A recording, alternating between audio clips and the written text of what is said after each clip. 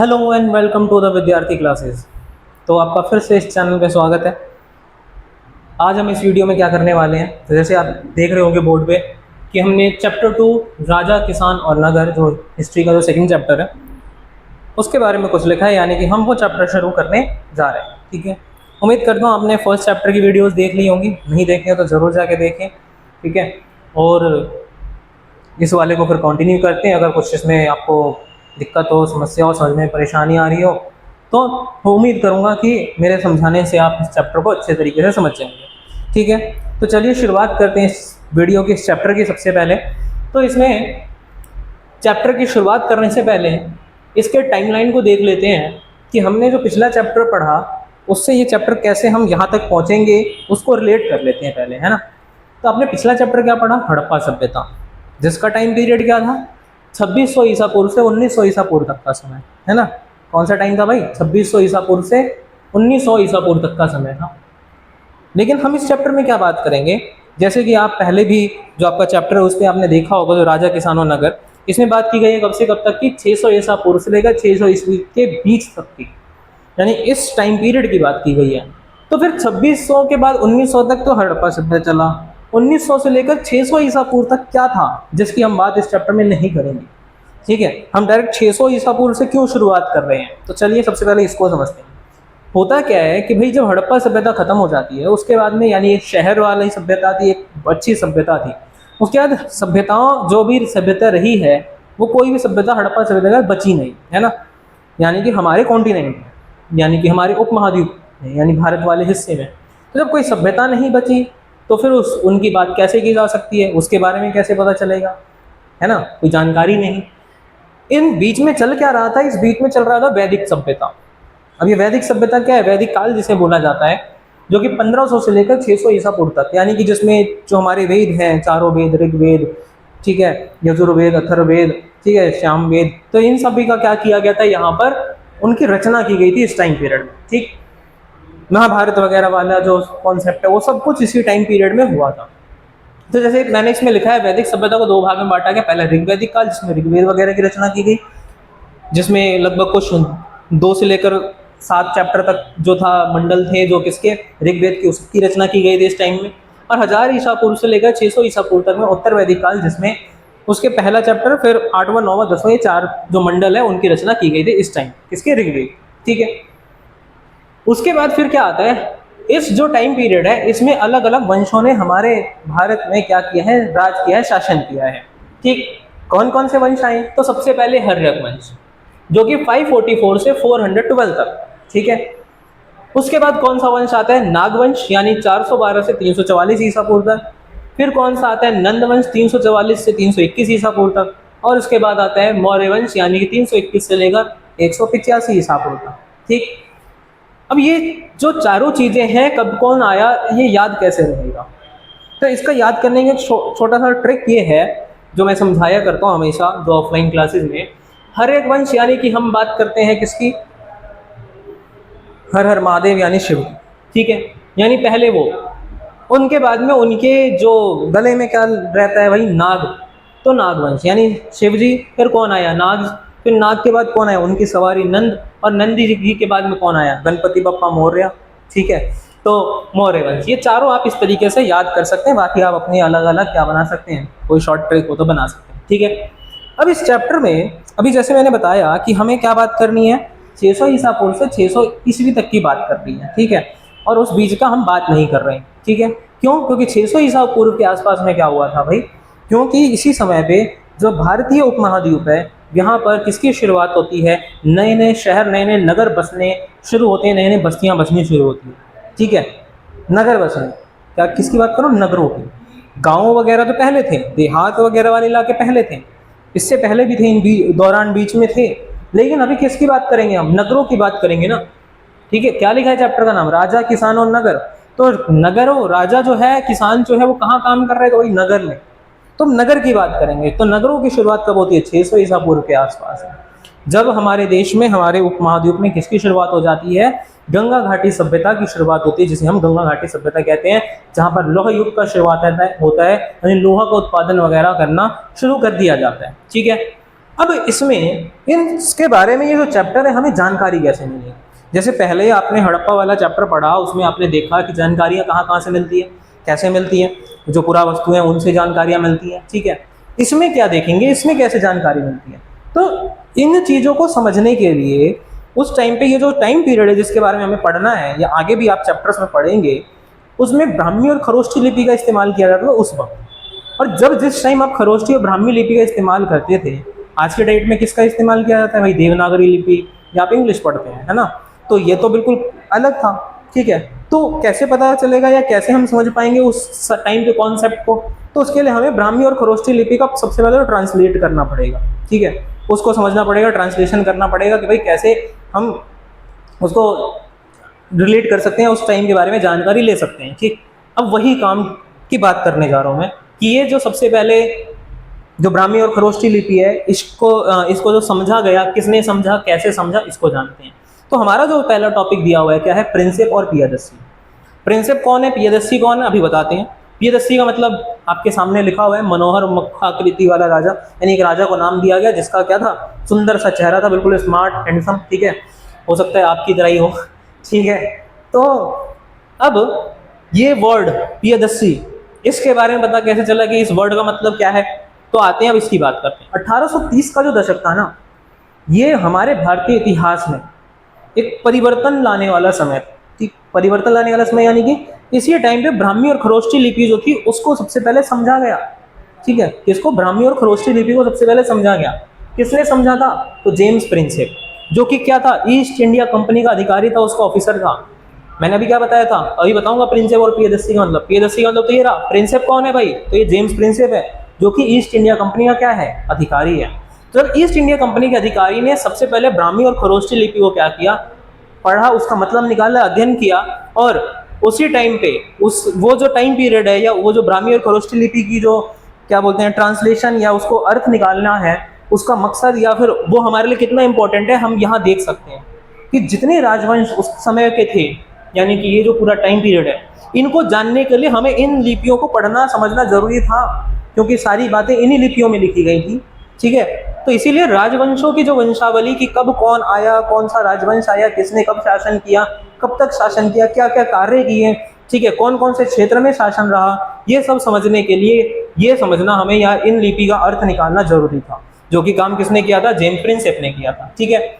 अब 20वीं सदी के शुरुआत में इसी तरीके से इनकी मदद से जब ब्राह्मी और खरोष्ठी लिपि का अर्थ निकाल लिया गया, उसकी मदद से क्या होता है, राजनीतिक इतिहास का चित्र तैयार किया जाता है, यानी कौन कौन कब कब शासन करने आया था, ये सारी चीजें कब तैयार हो जाती हैं, 20वीं सदी के शुरुआती दशकों में इसकी शुरुआत हो जाती है, ठीक है।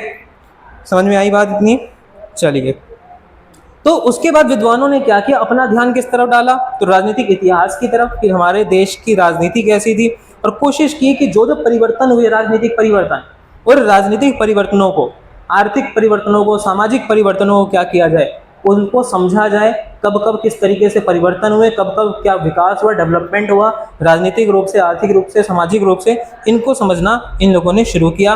और इसीलिए ही क्या हुआ, लेकिन हम डायरेक्टली तो इन चीज़ों को नहीं समझ सकते ना, या डायरेक्टली तो एक दूसरे के साथ रिलेशन नहीं है, उसको समझने के लिए इन लोगों ने को ज़रूरी था कि इस लिपि को समझा जाए, और तभी हम इन चीज़ों के बारे में या इस चैप्टर के बारे में समझ पाए, ठीक है। तो ये प्रिंसेप और पियदस्सी एक तरीके से इस चैप्टर का इंट्रो पार्ट है, कि क्या इंट्रोडक्शन रहा है, यानी कि इस चैप्टर में हम कैसे क्या शुरुआत हुई, ठीक है। बाकी चलिए करते हैं अगला टॉपिक। अब आगे क्या है, सबसे पहले बात करेंगे प्रारंभिक राज्य की। अब प्रारंभिक राज्य यानी कि शुरुआत में जो राज्य हुआ करते थे वो किस प्रकार के थे, ठीक है, जिसमें हम बात करेंगे 16 महाजनपद। अब पहले आप जरा बताइए मुझे, महाजनपद क्या होते हैं, पता होगा, पता है आप, चलिए मैं बताता हूँ। महाजनपद क्या होते हैं, जनपद मतलब जनपद, जन मतलब जनता, ठीक है, और पद मतलब कदम, यानी कि जनता के कदम। अब क्या जनता के कदम को ही बोल देंगे महाजनपद, नहीं, जनता के कदम यानी कि जिस क्षेत्र में जनता रहती है उसे क्या बोला जाता है, जनपद। और ऐसा क्षेत्र जहां पर काफी जनसंख्या हो, काफी ज्यादा जनता रहती है, उसे क्या बोला जाता है, महाजनपद। तो ऐसे ही हम बात करेंगे अभी 16 महाजनपदों के बारे में, कि 16 महाजनपदों की जानकारी हमें मिली कैसे या कहाँ से मिलती है, ठीक है। तो जो 6ठी शताब्दी ईसा पूर्व है, इसको क्या माना जाता है? परिवर्तनकारी काल माना जाता है। पेपर में क्वेश्चन पूछ सकते हैं कि 6ठी शताब्दी ईसा पूर्व को परिवर्तनकारी काल क्यों माना जाता है? क्यों माना जाता है भाई? तो राज्यों का उदय हुआ, नए नए राज्य उभरे, नए नए नगर बसने शुरू हुए, लोहे का प्रयोग बढ़ गया, यानी लोहे का जो की खोज हो गई तो उसका इस्तेमाल किया जाने लगा, उसका इस्तेमाल काफ़ी ज़्यादा बढ़ गया, और सिक्के वगैरह का इस्तेमाल शुरू हो गया। अब सिक्कों का इस्तेमाल शुरू हो जाएगा तो क्या होगा? फिर व्यापार प्रणाली आपकी काफ़ी ज़्यादा बेहतर हो जाएगी। ठीक है। उसके बाद इसी समय में 6ठी शताब्दी ईसा पूर्व में बौद्ध और जो जैन साहित्य है या उनके जो ग्रंथ वगैरह हैं उनकी रचना होनी शुरू हो जाती है। ठीक। और जो शुरुआती बौद्ध और जैन ग्रंथ हैं उसमें हमें जिक्र मिलता है किसका? 16 महाजनपद का। लेकिन जो बौद्ध और जो जैन धर्म के ग्रंथ है ना, उन ग्रंथों में जो 16 महाजनपदों के नाम है वो थोड़े बहुत डिफरेंसेस नजर आते हैं, यानी थोड़े नाम कुछ अलग अलग है दोनों में, लेकिन कुछ नाम ऐसे हैं जो कि सेम है। वो कौन कौन से नाम है? सबसे पहला वज्जी, मगध, जो कि आपको पता ही है सबसे ताकतवर माना जाता था राज्य या महाजनपद। दूसरा कौशल, कुरु, पांचाल, गांधार, अवंती। ठीक। ये कुछ जो 16 महाजनपदों में से कुछ महाजनपद थे जो कि क्या थे? ये कंफर्म थे कि ये तो है ही है। ठीक। हम आगे बात करते हैं कि जो आर्थिक स्रोत है, वहाँ की भूमि है, वहाँ के संसाधन है, सब पर नियंत्रण किसका होगा? तो राजा का नियंत्रण होता था, और उसके जो नौकरशाही है, उसके जो मंत्री है, उनका सारा नियंत्रण होता था। ठीक है। किसके ऊपर? पूरे राज्य के ऊपर। अगर आपसे पेपर में पूछे कि महाजनपद की विशेषता क्या है, तो क्या बताओगे आप? तो देखिए, महाजनपदों की विशेषता, सबसे पहली विशेषता कि इसकी एक राजधानी हुआ करती थी। ठीक है। राजधानी होती थी। राजधानी को क्या किया जाता था? किलेबंद किया जाता था। राजधानी कैसी थी? किलेबंद राजधानी। क्यों? ताकि बाहरी आक्रमण से क्या किया जाए? बचा जा सके, यानी कि राजधानी को चारों तरफ से घेरा जाता था। उसके बाद क्या? 6ठी शताब्दी ईसा पूर्व से जो ब्राह्मण हैं उनके द्वारा, ब्राह्मणों के द्वारा संस्कृत में धर्मशास्त्र ग्रंथों की रचना करनी शुरू की गई। ठीक। अब ये जो रचना करनी इन लोगों ने शुरू की, उसमें हमें पता चला कि कब कौन किसका, यानी कौन से लोगों का क्या क्या काम है। ठीक है। कौन क्या कार्य करेगा, जो शासक है उनका क्या कार्य है। ठीक है। तो इसके बारे में हमें जानकारी मिलती है। इससे पहले क्या लिखे गए थे? मैंने बताया ना, 4 क्या लिखे गए? ग्रंथ लिखे गए। अभी क्या लिखे जा रहे हैं? धर्मशास्त्र, यानी कि धर्मों के बारे में, धर्म से जुड़े हुए नियम कानून लिखे जा रहे हैं। कौन लिख रहा है? तो ब्राह्मण तैयार कर रहे हैं, जिसके बारे में डिटेल में आप फिर आगे चैप्टर्स में पढ़ोगे। ठीक है। तो इसमें क्या है? सबसे पहले इसमें बताया गया इन धर्मशास्त्रों में कि जो शासक है उसका काम क्या है भाई? शासक का काम है किसानों, व्यापारियों और शिल्पकारों से क्या करना? कर लेना। बस कर लेना ही काम है क्या? नहीं। उसके बदले यानी कि वो क्या है? उनको सेवा मिलती है, यानी किसानों को जरूरत पड़ने पे राजा मदद करेगा, व्यापारियों को जरूरत पड़ने पर राजा मदद करेगा, शिल्पकारों को जरूरत पड़ेगी तो राजा मदद करेगा। व्यापारियों को रास्ते में जब ट्रैवलिंग करते थे, व्यापार करने के लिए निकलते थे, तो पैदल यात्रा करनी पड़ती थी, तो सुरक्षा कौन पहुंचा देगा इनको? ठीक है। तो इन सारी जिम्मेदारी किसकी थी? ये सारी जिम्मेदारी थी शासकों की। उसके बदले वो गिफ्ट या फिर कर वगैरह लेता था। अब ये पूछा गया, क्या जो जंगल में रहने वाले लोग हैं, वनवासी लोग हैं या चरवाहे लोग हैं, इनसे भी कोई कर वगैरह लिया जाता था क्या? सोचो जरा आप, क्या कोई कर लेते होंगे इनसे? नहीं, है ना। इनसे कर कैसे लेंगे? ये तो खुद कहाँ रह रहे हैं जंगल में, ये किसी की टेरिटरी में आ ही नहीं रहे हैं। आज एक जगह पे रह रहे हैं, कल किसी और जगह चले जाएंगे, ढूंढते रहो, पकड़ते रहो, कहाँ कहाँ से पकड़ोगे। ठीक है। तो इसीलिए ये माना जाता है कि वनवासी और चरवाहों से कर वगैरह नहीं लिया जाता था। ठीक है। उसके बाद क्या होता है, धीरे धीरे अगर आपको, यानी किसी राजा को क्या करनी है? संपत्ति जुटानी है। अब उसका एक एरिया, एक क्षेत्र है, वहाँ वो शासन कर रहा है, उसको और क्या कर रहे हैं? दूसरे एरिया भी उसको अपने नियंत्रण में चाहिए। वो कैसे आएंगे? या तो आप क्या करो, उधर राजा से बात करो, भाई मुझे ये जगह पसंद है, दे दे। क्या वो दे देगा? नहीं। तो उसका एक तरीका क्या निकलता है? युद्ध करके। ठीक है। क्या करके? युद्ध करके, यानी कि अपनी सेना जुटाओ और उनके ऊपर क्या करो? आक्रमण करो। और जब आक्रमण करोगे उसके बाद क्या कर दो? उनको फिर लूटपाट लो, धन इकट्ठा कर लो, या फिर उनको हरा के उनकी संपत्ति, प्रॉपर्टी अपने नियंत्रण में ले लो। तो ये एक तरीका क्या था कि भाई संपत्ति कैसे जुटाई जाती है। धीरे धीरे कुछ जो राज्य थे इनमें से, उन्होंने क्या रखनी शुरू कर दी? स्थायी सेना। ठीक है। जैसे आपने पहले पढ़ा होगा 11th वगैरह में भी, कि पहले कैसी सेना होती थी? अस्थायी सेना होती थी, है ना। अस्थायी सेना यानी कि जब जरूरत पड़ी तो आपने क्या किया? किसानों को ही औजार की जगह हथियार पकड़ा दिए, चल भाई खेत को छोड़, लड़ने चल, वहाँ पे युद्ध हो गया, ठीक है, लड़ाई हो गया। तो इसलिए अब यहाँ पर कौन सी सेना होने लग गई? अस्थायी सेना। अस्थायी सेना का मतलब क्या है? अब धीरे धीरे परमानेंट इन्होंने क्या रखना शुरू कर दिया? सेना। क्यों? क्योंकि अब युद्ध वगैरह होते रहेंगे, जरूरत पड़ेगी, कभी भी आक्रमण हो सकता है। क्यों? क्योंकि आज आपने किसी भी आक्रमण किया है, कल कोई और आपके ऊपर आक्रमण करेगा। तो जब तक आप लोगों को इकट्ठा करो तब तक तो मारपीट का चला जाएगा, ठीक है। तो क्या चाहिए, सेना चाहिए। कौन सी सेना चाहिए, अस्थाई सेना चाहिए, जो परमानेंट आपके साथ रहे, आपकी हिफाजत करे। उसके बाद इन्होंने क्या किया, नौकरशाही तंत्र बनाई, यानी पहले अस्थाई सेना फिर नौकरशाही तंत्र भी इन्होंने बनाई। नौकरशाही तंत्र मतलब क्या है भाई, नौकरशाही मतलब पता ही है ना, जो ब्यूरोक्रेट्स होते हैं, ऑफिसर्स होते हैं, जो आजकल भी तो होते ही हैं डीएम वगैरह टाइप के, ठीक है। तो इन्होंने क्या तैयार की, नौकरशाही तैयार की, जो कि इनके लिए मंत्री शंत्री जैसे हम बोल दें, या फिर ऑफिसर्स जो अलग अलग काम को, अलग अलग डिपार्टमेंट्स को देखते हो, जैसे कोई फाइनेंस देख लेता हो, कोई सिक्योरिटी का देख लेता हो, ये सब इन्होंने शुरू किया। बाकी राज्य, कुछ ऐसे राज्य थे जो जिन्होंने क्या किया, स्थायी रख ली सेना, लेकिन कुछ ऐसे राज्य थे जिनके पास में अस्थायी सेना नहीं थी, वो किसके ऊपर निर्भर रहते थे, सहायक सेना के ऊपर निर्भर रहते थे। अब ये सहायक सेना कौन सी होती है, पहला मैंने क्या बताया, अस्थायी सेना, यानी कि जब सेना की जरूरत पड़ेगी आप अपने ही लोगों को, अपने किसानों को हथियार पकड़ा दोगे। अस्थायी सेना यानी कि आपने क्या किया, अपनी सेना को परमानेंट रख लिया, एक तैयार कर ली टीम। और अब सहायक सेना यानी कि जब आपको जरूरत पड़ रही है दूसरे राज्य से सेना क्या करोगे, मंगा लोगे। तो कुछ इस तरीके की सेना इन लोगों ने नियुक्त किया, और फिर कुछ कृषक वगैरह को इस रूप में काम करवाते थे, यानी कि सहायक सेना के रूप में ये लोग इस्तेमाल किया करते हैं, ठीक है। समझ गए इतना, तो चलिए आगे चलते हैं। तो आगे क्या है, मगध के बारे में बात करते हैं, जो कि क्या माना जाता है, सबसे शक्तिशाली महाजनपद माना जाता है, ठीक है। मगध आज के टाइम पे कौन सा इलाका, जो आज का जो बिहार है, ठीक, उसी स्टेट को पहले क्या बोला जाता था, मगध, जो कि कब कहाँ से, बिहार वाला पूरा इलाका, झारखंड बिहार, जो पहले तो एक ही था, झारखंड भी मिला हुआ था, ये पूरा इलाका से लेकर कहाँ तक, पाकिस्तान वगैरह और अफगानिस्तान वगैरह तक का क्षेत्र मगध का ही हिस्सा हुआ करता था एक टाइम पे, ठीक है। अब ये शक्तिशाली था, क्यों था, उसके पीछे कुछ कारण तो रहे होंगे ना, यानी अगर मैं पावरफुल हूँ तो क्यों पावरफुल हूँ, उसके पीछे कुछ कारण होंगे। अगर आप पावरफुल हैं, क्यों पावरफुल है, उसके पीछे कुछ कारण होंगे, है ना। तो क्या कारण थे, सबसे पहला कारण क्या था, खेती की उपज अच्छी थी, यानी कि पैदावार, यानी जो खेती उत्पादन होता था वो काफ़ी ज़्यादा बेहतर होता था, ठीक है। किसका उत्पादन करते थे, धान वगैरह की खेती यहाँ पर काफ़ी ज़्यादा होती थी, आज भी होती है बिहार वाले क्षेत्र में, आपको पता होगा। फिर यहाँ पर क्या मिलता है, लोहे की खदानें, क्यों, क्योंकि अभी भी लोहे की खदानें कहाँ पर है, झारखंड वाले रीजन में, ठीक है।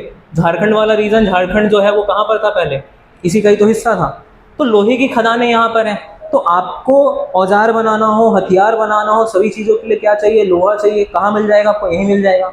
बाहर किसी और को भी लोहा चाहिए होगा, वो खरीदेगा आपसे, मंगाएगा, तो इसीलिए लोहे की खदानों की वजह से भी पावरफुल था। उसके जंगली क्षेत्रों में यहाँ पर क्या मिल जाते थे, हाथियाँ मिल जाती थी। तो हाथियों का इस्तेमाल आप किस में कर सकते हो, सेना में कर सकते हो। तो सेना में किसका इस्तेमाल करेंगे, हाथियों का, तो इसके लिए भी हाथी आपको मिल रही है। फिर जो गंगा नदी है या उसकी जो उप नदियाँ हैं, सहायक नदियाँ हैं, उसका इस्तेमाल किसके रूप में किया जाएगा भाई, आवागमन के रूप में। आपको एक जगह से दूसरी जगह कहीं जाना है, ट्रैवलिंग करनी है, ठीक है, या अपना कोई भी व्यापार कर रहे हैं तो आपका बस सामान लेकर जाना है या लेकर आना है, तो वो कहाँ से कर सकते हो आप, गंगा और उसकी उपनदियों से कर सकते हो, यानी व्यापार के लिए काफ़ी ज़्यादा बेहतर जगह है। लेकिन जो जैन और जो बौद्ध लेखक है, उनको वो क्या मानते हैं कि जो मगध जो है उसके शक्तिशाली होने के पीछे कोई दूसरे कारण भी रहे होंगे, यानी जरूरी नहीं है कि इन कारणों से रहा हो। उसके पीछे क्या कारण हो सकते हैं कि कुछ शासक ऐसे रहे हों जिनकी कुछ नीतियां अच्छी हों, है ना। कोई देश कितना ताकतवर है, कितना पावरफुल या कितना आगे है, डेवलप्ड है, वो किसके ऊपर डिपेंड करता है कि वहाँ की सरकार या वहाँ का जो लीडर है वो कैसा है। आज के टाइम पे तो यही है ना, तो वही उनकी नीति कैसी है। तो यही जैन और बौद्ध लेखक क्या कहते हैं कि जो अलग अलग शासक थे उनकी कुछ ऐसी नीतियां जरूर रही होंगी जो क्या बनाती है, मगध को शक्तिशाली महाजनपद बनाती है। फिर आगे बात करें एक आरंभिक साम्राज्य, यानी कि जो मगध है उसके ऊपर शासन किसका था, तो मौर्य साम्राज्य, ठीक है। किसकी बात करेंगे, मौर्य साम्राज्य। मौर्य साम्राज्य की शुरुआत किसने की, इसके संस्थापक कौन थे, तो भाई इसके संस्थापक थे चंद्रगुप्त मौर्य। कब इन्होंने शुरुआत की थी मौर्य साम्राज्य की स्थापना की थी, लगभग 321 ईसा पूर्व में, ठीक है। और इसका जो पूरा इलाका था वो कहाँ से कहाँ तक था, पश्चिम उत्तर में अफगानिस्तान और बलूचिस्तान वाला पूरा इलाका इन्हीं का ही था। देख लो कितना पावरफुल रहे होंगे कि इतने बड़े क्षेत्र को बिहार से लेकर कहाँ तक शासन चलाया है इन लोगों ने, ठीक है। तो ये उसके बाद में इन्हीं में से एक अशोक का नाम आपने सुना होगा, जो कि काफ़ी ज़्यादा फेमस क्या है शासक, तो अशोक का नाम आता है, जिसने कौन सी लड़ाई लड़ी थी, कलिंग का युद्ध लड़ा था। कलिंग यानी कि आज के समय का कौन सा क्षेत्र, उड़ीसा वाला क्षेत्र। वहाँ पर इन्होंने क्या हासिल कर दी थी, अशोक ने जीत हासिल करी थी। और ऐसा माना जाता है कि इसी के बाद अशोक ने लड़ना छोड़ दिया था, युद्ध लड़ना छोड़ दिया था। क्यों लड़ना छोड़ दिया था? क्योंकि यहाँ पर इन्होंने देखा बहुत सारे निर्दोष लोग मारे गए, बहुत सारा खून खराबा हुआ, इसीलिए इन्होंने क्या कर दिया, युद्ध लड़ना बंद कर दिया। ठीक है, तो ये था किसके बारे में, मौर्य वंश यानी कि मगध के बारे में, कि कैसे इसकी शुरुआत होती है। चलिए, तो अब हमें मौर्य वंश के बारे में जानकारी कहाँ कहाँ से मिलती है, तो उसके लिए अलग अलग स्रोत हैं। जैसे कुछ मूर्ति कला का भी इस्तेमाल किया जाता है इसके बारे में जानकारी लेने के लिए। ठीक है, और कुछ रचनाएं हैं जिसके बारे में हम बात करेंगे कि जिससे हमें मौर्य वंश के बारे में जानकारी मिलती है। तो सबसे पहले मेगास्थनीज का विवरण। ठीक है, मेगास्थनीज का विवरण यानी कि मेगास्थनीज ने क्या लिखा था, इंडिका नाम की एक रचना की थी, इंडिका नाम की किताब लिखी थी। ठीक, अब मेगास्थनीज था कौन, तो यूनान से आया हुआ एक राजदूत था। ठीक है, क्या था ये, राजदूत था, और जो कि कहां से आया था, यूनान से आया था। ठीक है, किसके दरबार में आया था, तो मेगास्थनीज जो है वो किसके दरबार में आता है, चंद्रगुप्त मौर्य के दरबार में आता है, और वो उस समय के बारे में, मौर्य साम्राज्य के बारे में पूरा विवरण लिखता है अपनी किताब इंडिका में। उसके बाद जो चंद्रगुप्त मौर्य के एक मंत्री थे जिनका नाम है कौटिल्य, जिसे आप चाणक्य भी कहते हैं, उन्होंने लिखी थी अर्थशास्त्र नाम की किताब। अब अर्थशास्त्र मतलब ये मत समझना इकोनॉमिक्स से रिलेटेड उन्होंने लिखा होगा, नहीं, उसमें बातें किससे रिलेटेड लिखी थी, राजा से रिलेटेड, पॉलिटिक्स से रिलेटेड और राजनीति से रिलेटेड, कि कैसे राजा को कैसा होना चाहिए, शासक कैसा हो, किस तरीके से व्यवस्था चलाई जानी चाहिए, ये सब किसमें देखने को हमें मिलता है, अर्थशास्त्र में, जो किसने लिखी थी, कौटिल्य ने। उसके बाद कुछ बौद्ध और जैन साहित्य हैं जिससे हमें इनकी जानकारी मिलती है। फिर संस्कृत के कुछ साहित्य हैं जो ब्राह्मणों ने लिखे थे, उससे जानकारी मिलती है। फिर प्राकृतिक पत्थर और स्तंभों पर अभिलेख लिखे गए थे, उससे हमें जानकारी मिलती है। अभिलेख लिखवाए किसने थे, अशोक ने। यानी अशोक ऐसा पहला राजा था, ऐसा पहला सम्राट था जिसने सूचनाएं पहुंचाने के लिए, जनता तक सूचना पहुंचाने के लिए किसका इस्तेमाल किया था, जगह जगह स्तंभ, पिलर्स लगवाए थे जिसपे सूचनाएं लिखी होती थी, यानी कि अभिलेख वगैरह लिखे जाते थे, ताकि जनता तक जो है सारी इंफॉर्मेशन आसानी से पहुंच जाए, या उनके जो अधिकारी हैं उन तक सारी जानकारी पहुंच जाए। ठीक है, तो ये थे। उसके बाद में क्या है, जो अशोक है उन्होंने धम्म का प्रचार किया था। धम्म मतलब कि जो बौद्ध धर्म की कुछ शिक्षाएं हैं उनका प्रचार। क्या शिक्षाएं हैं, 4 प्रकार के धम्म की बात की गई है। पहला क्या है, बड़ों के प्रति आदर करना, यानी अशोक जो है इसका प्रचार प्रसार करता था धम्म का, कि कैसा व्यवहार रहना चाहिए हमारा, बड़ों के प्रति आदर पूर्वक व्यवहार करना चाहिए। दूसरा, सन्यासियों और ब्राह्मणों के प्रति कैसा व्यवहार रहना चाहिए, तो उदार रहना चाहिए, यानी हमें सन्यासियों को दान देना, ब्राह्मणों को दान देना, उनके प्रति उदारता का व्यवहार रखना, ये होना चाहिए। तीसरा ये कहते हैं जो सेवक है या दास है, आपके यहाँ काम करने वाले जो सेवक है, नौकर है, उनका भी क्या करो, सम्मान करो, उनके साथ भी उदारता वाला व्यवहार यानी उदार व्यवहार अपनाओ, यानी उनके साथ क्रूरता पूर्वक व्यवहार मत करो। वो क्यों, क्योंकि भी एक इंसान है, क्योंकि बौद्ध धर्म क्या कहता है, सभी बराबर है, चाहे वो सेवक हो, दास हो, चाहे कोई राजा हो, सभी क्या है, बराबर है। तो वही जो अशोक है वो प्रचार करवाते हैं, सेवकों और दासों का क्या करना चाहिए, हमें उनके साथ अच्छा व्यवहार रखना चाहिए, उदार व्यवहार रखना चाहिए। लास्ट क्या कहते हैं, दूसरे धर्मों और परंपराओं का आदर करना, यानी कि कोई सा भी धर्म हो, कोई भी परंपरा हो, सभी का क्या करो, आदर करो, सम्मान करो, सबकी रिस्पेक्ट करो, ये समझाते हैं धम्म में। ठीक है, बाद में जाके इन्होंने धम्म का प्रसार करने के लिए एक पद बनाया। ठीक है, जिसे क्या बोला जाता था, धम्म महामात। ठीक है, क्या बोलते थे, धम्म महामात। ये एक नया पद बनाया और यहाँ पर अधिकारी की नियुक्ति की, जो क्या देखता था, इसका प्रचार प्रसार करने के लिए नियुक्त किया गया। ठीक है, समझ गए इतना। तो चलिए आज की वीडियो में इतना ही, बाकी काम करेंगे जो पार्ट बचा है नेक्स्ट पार्ट में। ठीक है, उम्मीद करता हूँ समझ में आया होगा। बोर्ड पे जो चीज़ें लिखी हैं आप, उम्मीद कर रहा हूँ कि आप लोग अपने नोटबुक्स में लेकर बैठते होगे, वहाँ नोट करते होगे, क्योंकि आपके नोट्स ही हैं एक तरीके से, वहाँ पर आप आसानी से इसको इन फ्यूचर कभी रिवाइज करना हो, रिवीजन के टाइम पे आप इसका यूज़ कर सकते हैं अगर आपने लिखा हो तो। ठीक है, या स्क्रीनशॉट भी अगर ले पाओ तो आप ले सकते हो। ठीक है, अगर कोई कुछ कमी नज़र आए, कुछ पूछना हो, कोई डाउट हो तो आप कमेंट वगैरह में करके पूछ सकते हैं। ठीक है, चलिए तब तक के लिए इस वीडियो में इतना ही, मिलते हैं अगली वीडियो में, तब तक के लिए गुड बाय, बाय बाय।